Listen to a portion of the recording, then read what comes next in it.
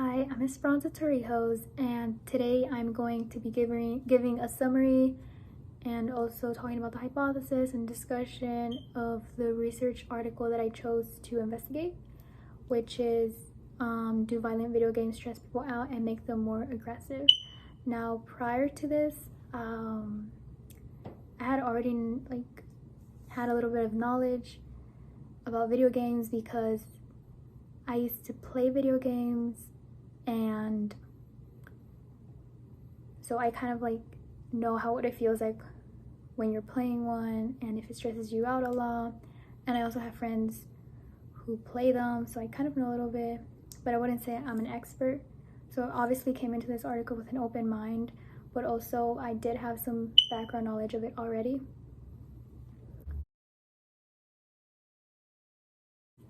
So first off, I would like to start off with the 3 researchers that investigated and planned out this whole research article, because obviously I did not come up with this. It is all credit to them. And I hope I don't butcher their names, but it's Yousef Hasan, Laurent Begue, and Brad J. Bushman. And so at first, the research article starts off with its abstract. So it starts off with talking about stress. How does it affect us? Obviously, as human beings, we all experience stress in different levels, and we all experience it. There's not one single person that doesn't experience stress, whether it's from school, whether it's from your job, whether it's family problems, health problems, anything. People experience stress for so many reasons, and we really can't do anything about it. We just kind of have to feel that emotion out. In the abstract, it talks about how a ton of violent video games stress people out because usually there's a mission you have to do, and usually that mission involves something with aggression, like winning the war or who gets the most kills, stuff like that. And in this experiment specifically, stress was measured by cardiac coherence. You're going to hear me say this word a lot because it is something very important that the researchers investigate throughout the whole experience, and this is how they measure stress and aggression, and it's actually a really smart way to do it.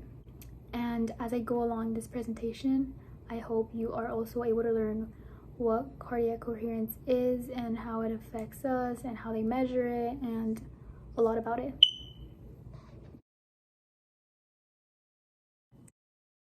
The next part that this research article talks about is the introduction. Now, in the introduction, it starts to talk about what cardiac coherence is.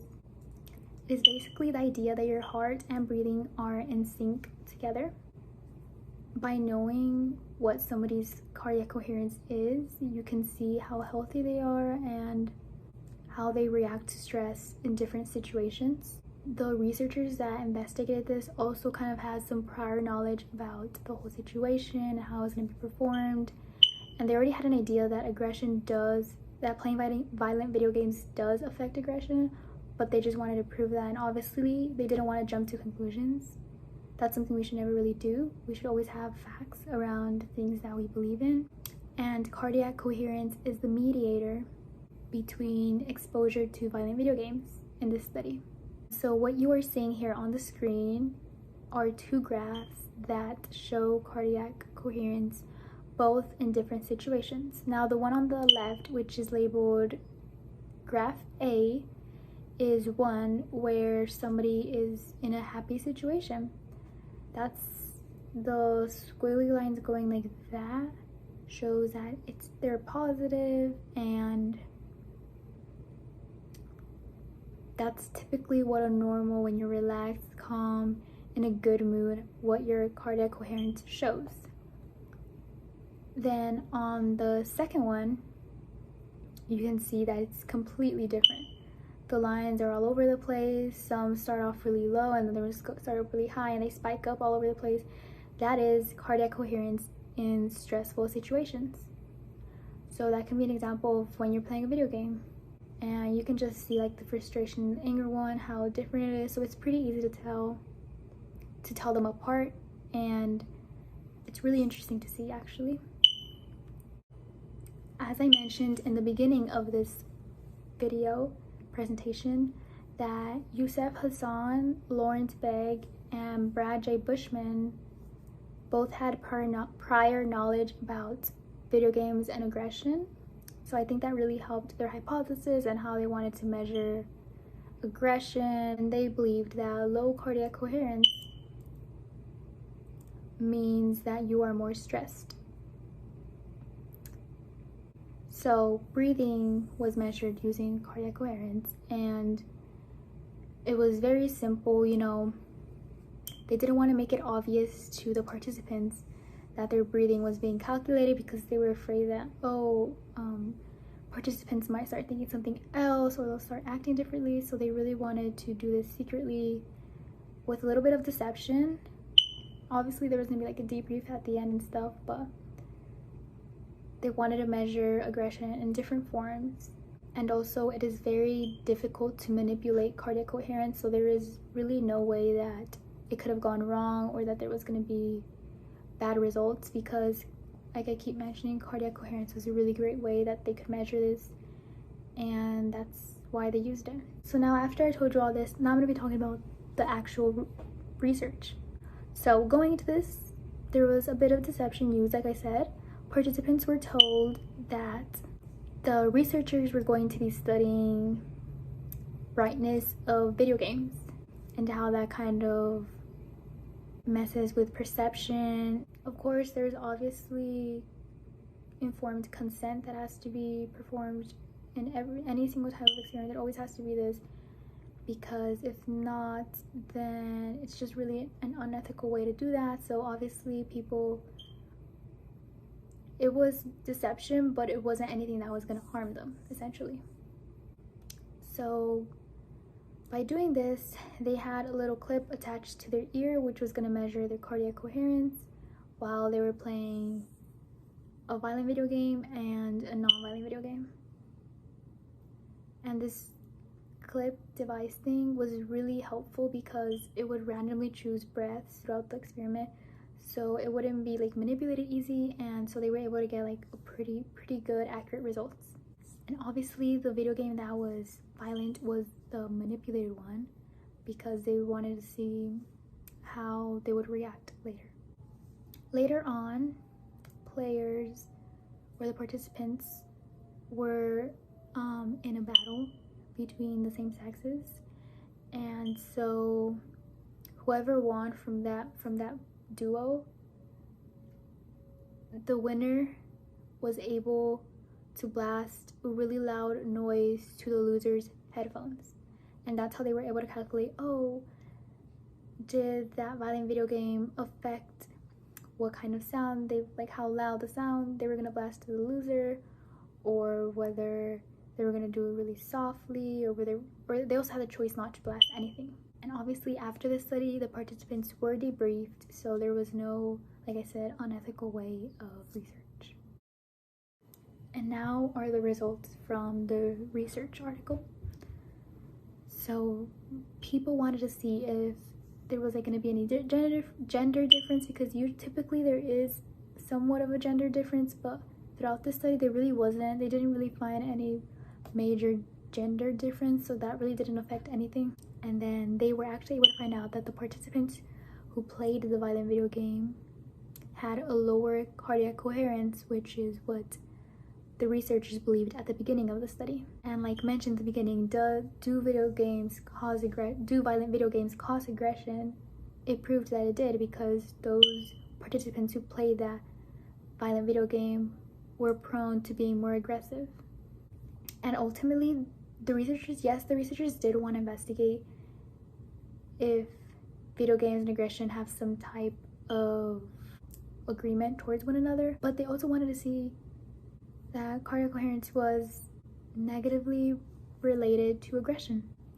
So like I mentioned earlier, that while people are playing these video games, they tend to get really stressed because they really want to win, and they have to go through many battles and wars. I'm talking about in the video game, of course. And so that's gonna make them cranky, that's gonna make them more upset, it's gonna make them negative, it's gonna make them frustrated. So obviously those were the findings. And now I want to talk about the methods and what could have gone differently in the study, what could change for next time, and maybe some like improvements or tips that they could have done. Now, earlier, like I said, there was really no big gender difference between genders. They kind of performed the same, but a thing that was mentioned in the study was that the majority of the people who were in the study were females and they were Caucasian. Even though gender didn't really have a big say in this, I think it would have been important to include different types of people from different backgrounds.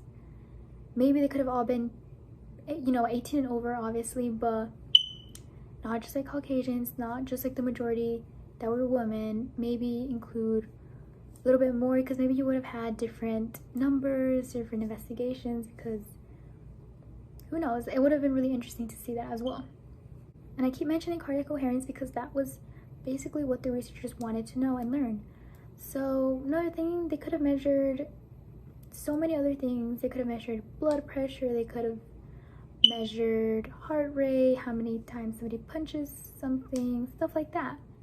But they just stuck to cardiac coherence. But I think it could also be important to test other things out and not just cardiac coherence. And now we're getting to the ending thoughts of my research article and what it talked about and takeaways I got from it and what I thought was good about it, what could have changed. Overall, I think it was a really good experiment. I really learned a lot from it. Like I said, I chose this topic because I used to play a little bit of video games, so I was interested in the topic either way. And I've heard a lot about it because there's people who say, oh yeah, it does affect it, or they're like, no, it doesn't affect it. But I think it's really interesting when people are able to apply it to research and do different experiments and test it for themselves. Although I would have loved to have seen more diversity. I think that would have been really great in the study and it would have made it 100 times better. But essentially we learned that violence does cause aggression, especially in video games. But as you can tell by the methods and the results, playing those violent video games really reduced cardiac coherence. Thank you for listening to my presentation and watching the video. I hope you are able to also dive into what it was talking about and understand it and also get like a deeper perspective of what it was about. I know I sure did.